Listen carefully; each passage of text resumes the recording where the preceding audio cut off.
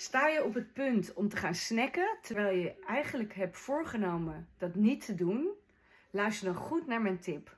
Want mijn naam is Sita Willemsen. Ik ben personal trainer en voedingscoach uit Amsterdam. Je staat op het punt om te gaan snacken. Je hebt eigenlijk al je voorgenomen om niet te gaan snacken. Maar nu komt het uit je tenen en je wil dat super graag. Realiseer je dan dat het eten van deze snack maar 5 minuten zal duren. Misschien maximaal 10 minuten.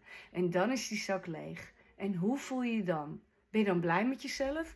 Nee, want je hebt je weer niet aan je plan gehouden.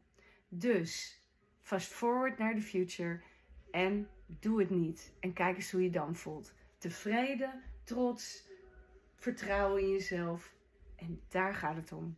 Heel veel succes. Geef me een comment. Geef me een like. Follow mijn content. Ik maak heel veel content om jou te helpen met je eetgedrag. Ik vertrouw erop dat je het kan.